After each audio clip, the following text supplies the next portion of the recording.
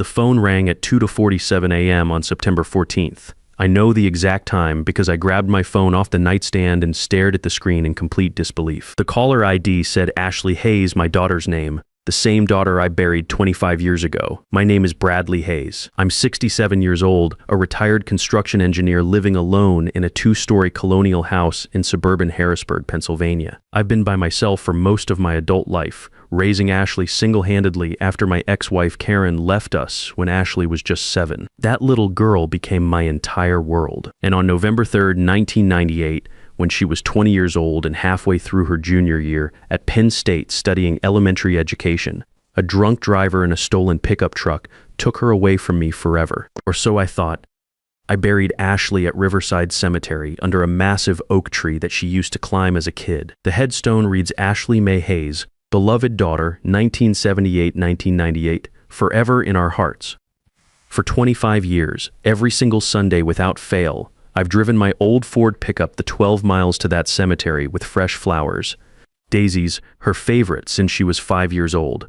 I'd sit on the little folding chair I keep in my truck bed and tell her about my week, about the kitchen renovation I was working on before I retired, about Mrs. Patterson next door and her annoying rooster, about how much I missed hearing her laugh echo through our empty house. People said I needed to move on. Karen remarried within 3 years and had twin boys with her new husband. She sent me a Christmas card once showing her new family all smiles and matching sweaters. I threw it away without reading the note inside. How do you move on from losing your only child?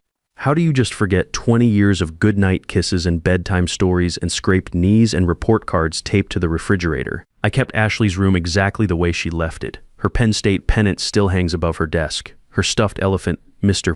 Peanuts, sits on her pillow like she just went to brush her teeth. Her textbooks are still scattered across her desk where she left them during Thanksgiving break, planning to study for finals that she'd never take. I also kept her phone number in my contacts all these years. Sprint disconnected the line in March 1999, about 4 months after the accident, but I couldn't bring myself to delete it from my phone. I even kept paying a monthly fee to maintain it as a memorial line until they told me that wasn't how it worked. Sometimes, usually late at night when the loneliness got too heavy, I'd scroll through my phone just to see her name there, Ashley Hayes. It made me feel like she was still somehow reachable, like maybe if I called at just the right moment, she might answer. But that night in September, her number was calling me. I sat frozen in bed, watching the phone ring against the backdrop of my dark bedroom. The blue light from the screen lit up the framed photo of Ashley on my nightstand. Her high school graduation picture, cap tilted at that cocky angle she always wore it. 4 rings, 5 rings. My heart hammered in my chest so hard I could feel it in my neck. This had to be some kind of mistake. Phone companies reuse old numbers after a while, right? Some stranger probably got Ashley's old number and was calling me by accident at 3 in the morning. But why would a wrong number show up as Ashley Hayes in my contacts? That was her name, not her number, that appeared on the screen. On the 6th ring, I pressed the green button. Hello? My voice came out as barely a whisper, like I was afraid speaking too loud might scare away whatever impossible thing was happening.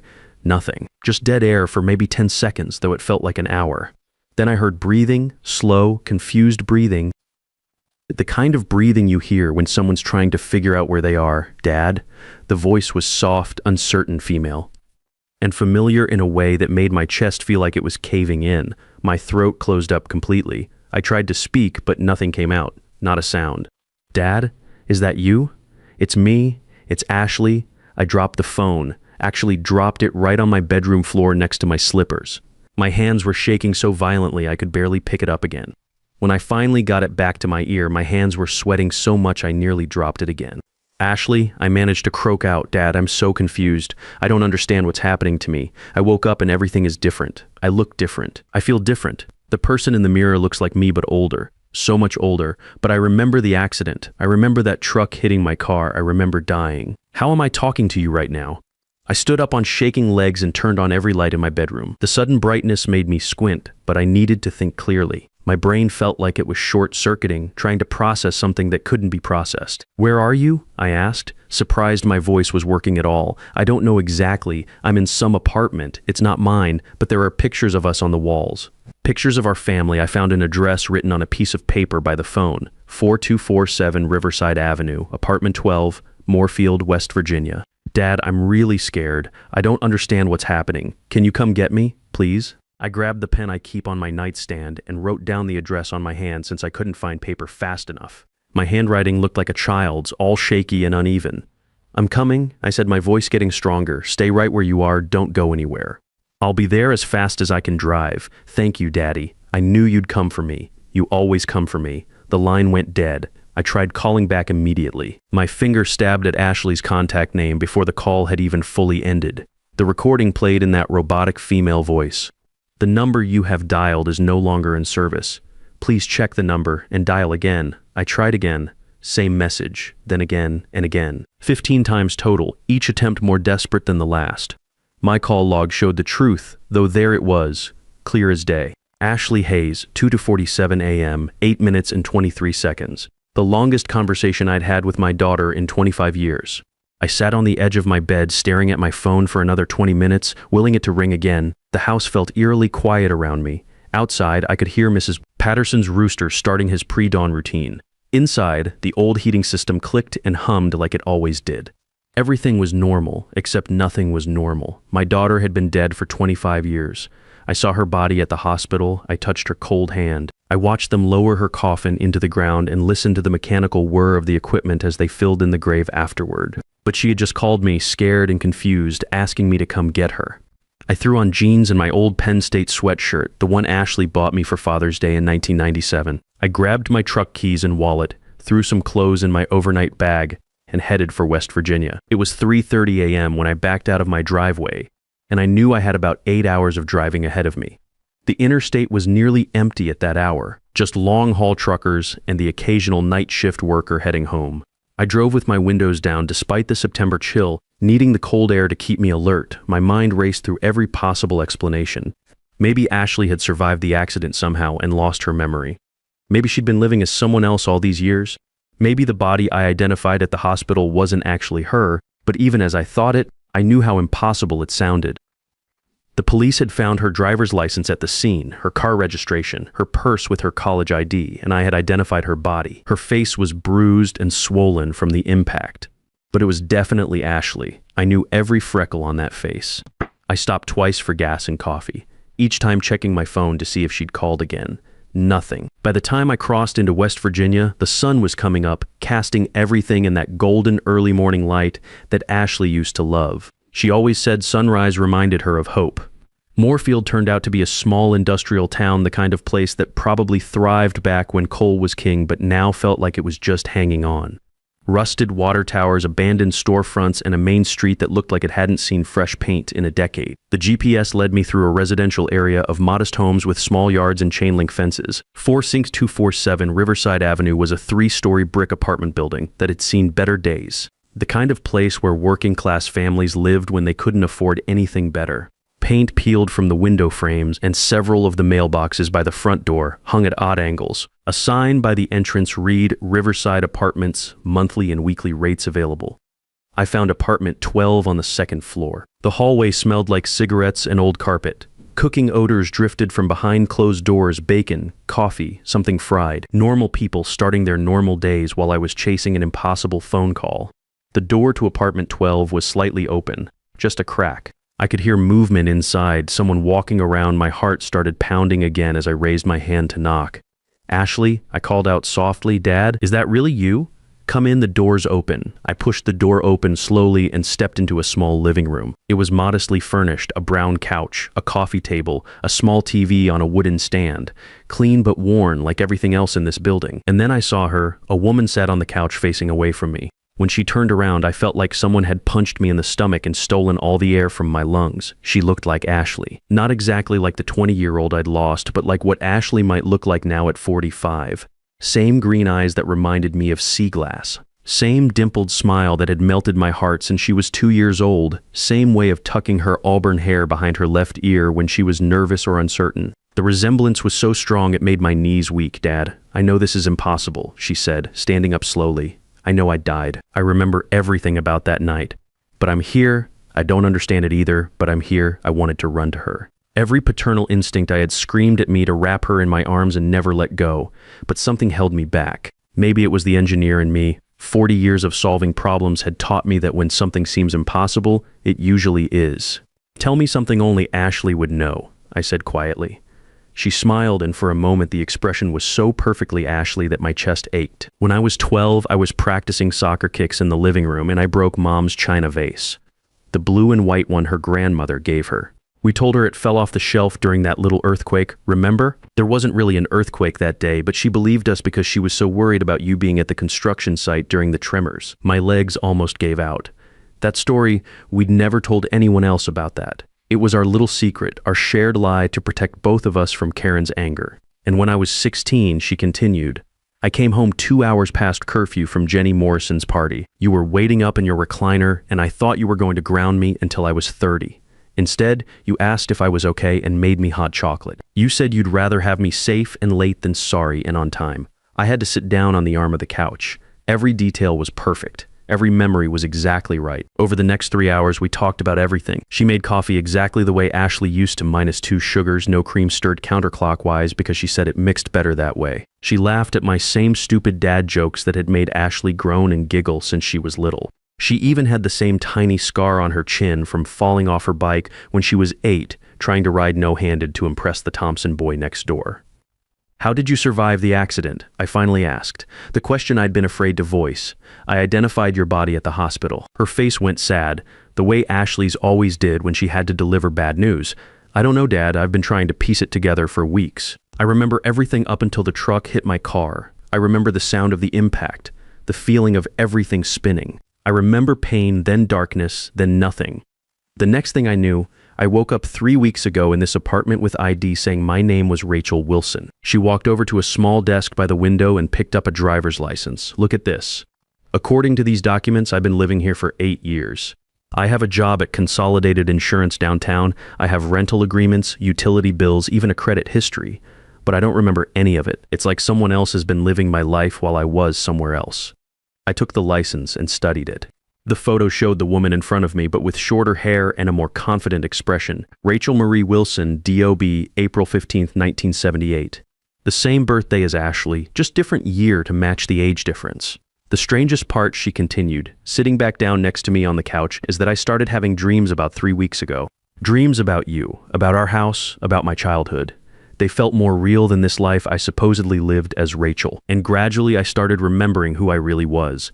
Your phone number was the only thing I could remember clearly from before. I spent that night in Moorfield getting a room at the Red Roof Inn on the edge of town, but I couldn't sleep. I lay in that lumpy motel bed staring at the water-stained ceiling, trying to make sense of what I'd experienced. Every logical part of my brain said this was impossible. People don't just come back from the dead after 25 years. But I'd seen the scar. I'd heard the stories only Ashley could know. I'd watched her make coffee exactly the way my daughter used to. The next morning, I met her again at the apartment. She'd made breakfast, scrambled eggs with cheese, the way Ashley always liked them, but as we ate, tiny things started bothering me. Little inconsistencies that nibbled at the edges of my growing hope. Do you remember Mr. Peanuts? I asked casually. She looked confused. Who, your stuffed elephant? You had him since you were 3. Oh, right, she said quickly. Of course, my stuffed animal. I love that thing. But Ashley would have corrected me, Mr.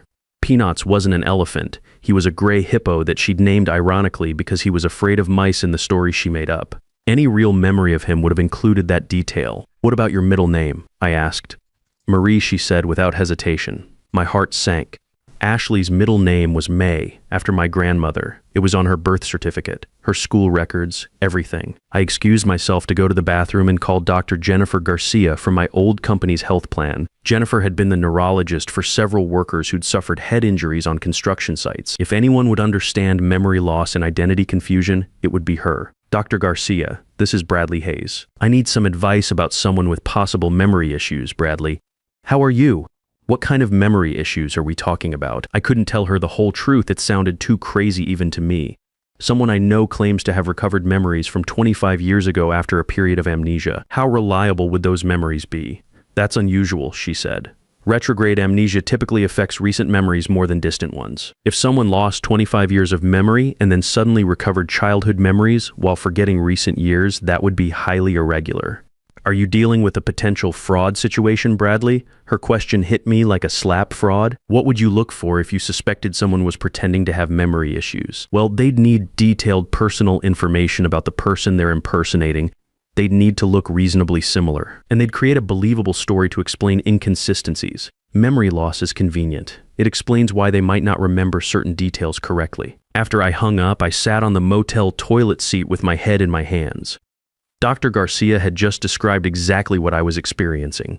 That afternoon, I told Ashley I was going to grab some groceries. Instead, I drove to the Moorfield Public Library and used their computer to research Rachel Wilson. What I found made my blood run cold.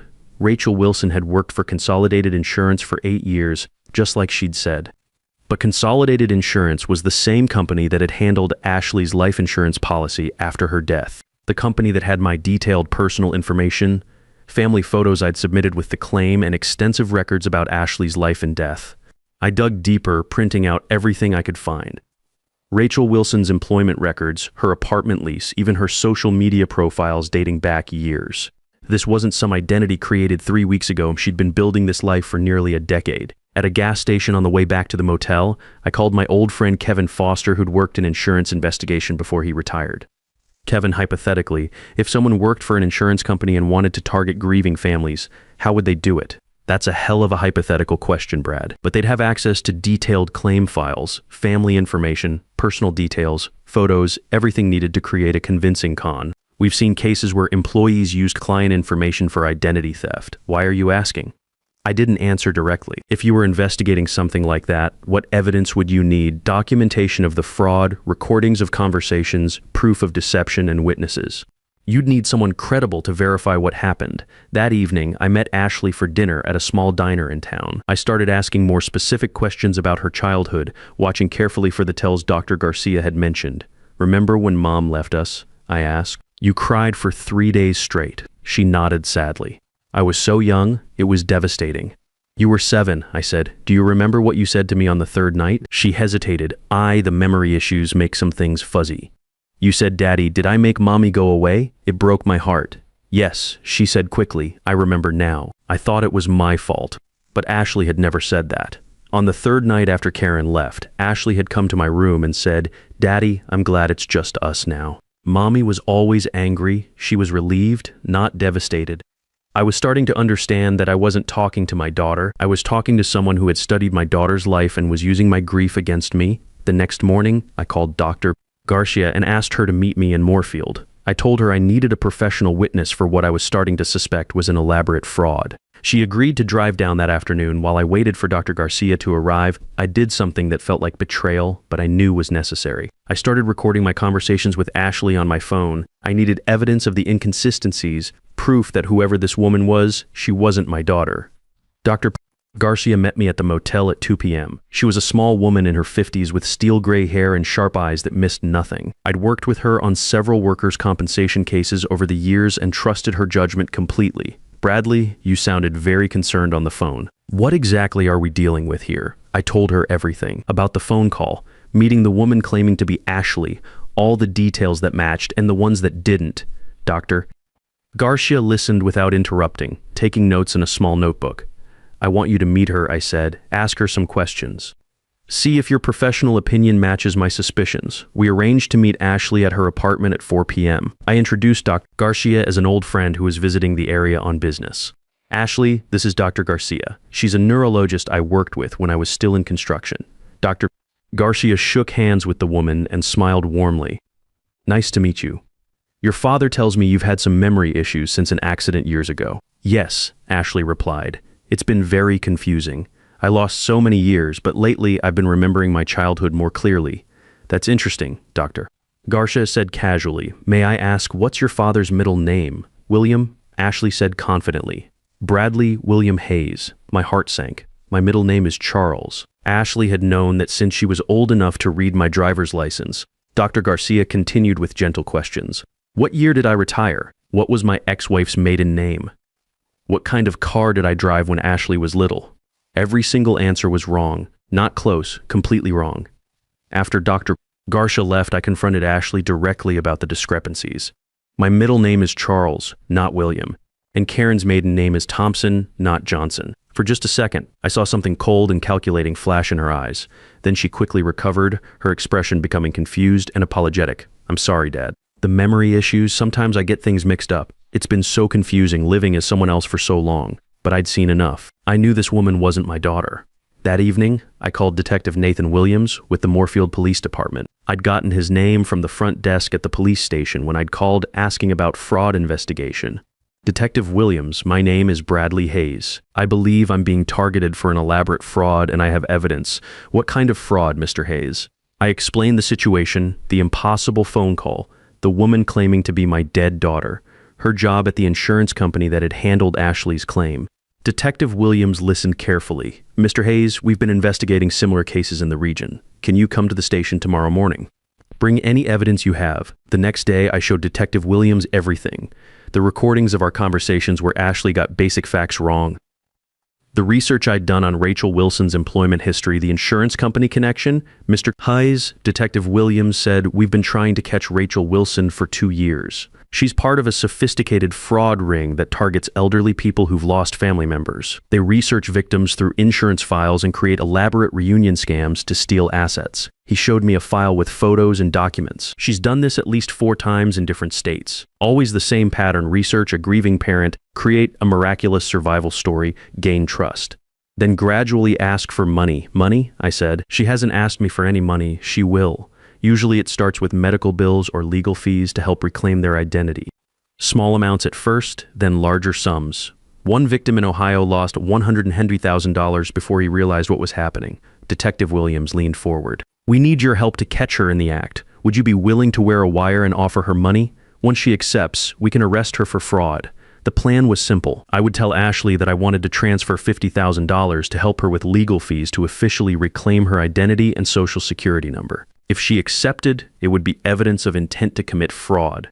2 days later, I met Ashley at the First National Bank of Moorfield. I wore a small recording device taped to my chest under my shirt. Detective Williams and 2 other officers waited in unmarked cars in the parking lot. Ashley, I've been thinking about your situation, I said as we sat in the bank lobby. I want to help you get your life back officially. I'd like to transfer $50,000 to cover any legal fees or medical costs you might have. Her eyes lit up with genuine excitement.